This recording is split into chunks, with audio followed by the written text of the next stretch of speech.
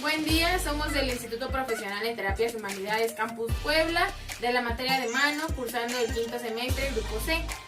A continuación les explicaremos el recorrido de tres nervios, que es el radial, cubital y mediano. Mi nombre es Daniela García Corona, Jessica Facundo y Nena Nipercito. A continuación vamos a hablar sobre las lesiones de estos tres nervios y de los músculos que lo inervan. Dentro de la lesión del nervio mediano se puede encontrar en la zona axilar y región proximal del brazo, que son raras, pero provocarán debilidad en la pronación y flexión del segundo y tercer dedo, en la posición y abducción del pulgar. Al intentar cerrar el puño del paciente, los tres primeros dedos quedarán en extensión. También provocará síndrome del túnel del carpo, que producirá dolor, parestesia, déficit motor en abductor corto y oponente del pulgar. Dentro de la musculatura inervada por el mediano se encontrará la flexora y pronadora ubicadas en la parte anterior del antebrazo y mano, sin contar el tercer dedo, lado cubital, cuarto.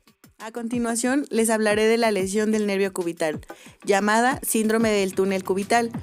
Se da en la parte más común de compresión del nervio, es detrás de la parte interna del codo y los síntomas son adormecimiento y hormigueo de la mano y de los dedos. Este se controla con tratamiento conservador y si no mejoran los síntomas de la compresión, ocasiona debilitamiento de la musculatura.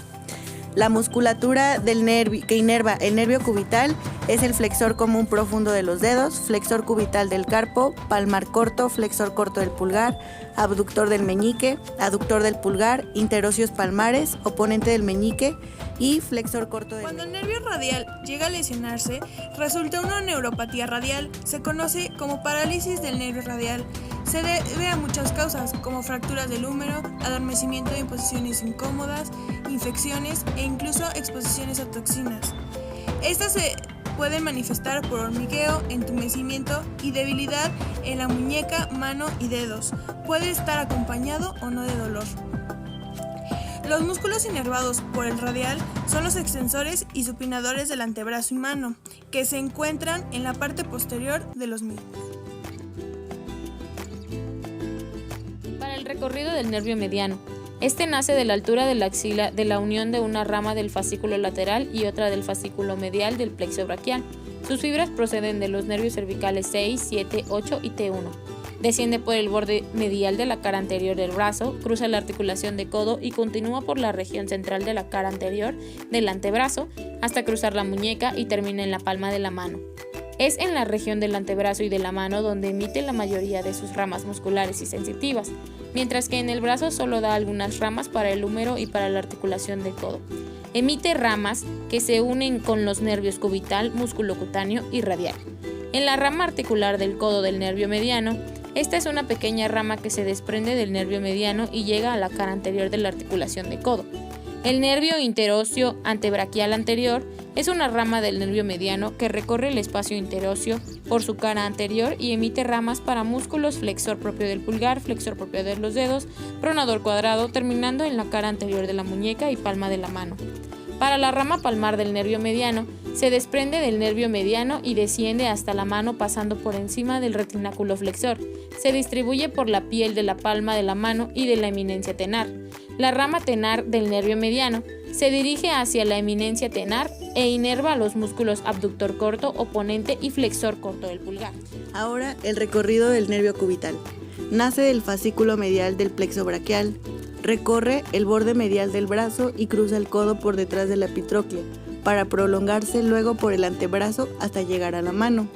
Durante su trayecto por el brazo no emite ninguna rama nerviosa. En el antebrazo da lugar a ramas nerviosas para la articulación del codo y para los músculos más internos de la cara anterior, que son el flexor cubital del carpo y mitad flexor profundo de los dedos, y una rama sensitiva que distribuye en la parte medial de la cara dorsal de la mano. Da ramas para los músculos más internos de esta región y dos ramas terminales, una superficial y una profunda. Emite ramas anastomóticas para unirse con el nervio mediano, con el músculo cutáneo y el nervio. El recorrido del nervio radial nace del fascículo posterior medio del plexo braquial y sus fibras proceden de los nervios cervicales C6, 7, 8 y T1. Se dirige hacia la axila y pasa por la cara posterior del brazo, pasando por detrás del húmero hasta llegar al codo. Durante su trayecto da origen a ramas musculares para el tríceps y anconio y sus ramas sensitivas a la piel, nervio cutáneo anterobraquial posterior.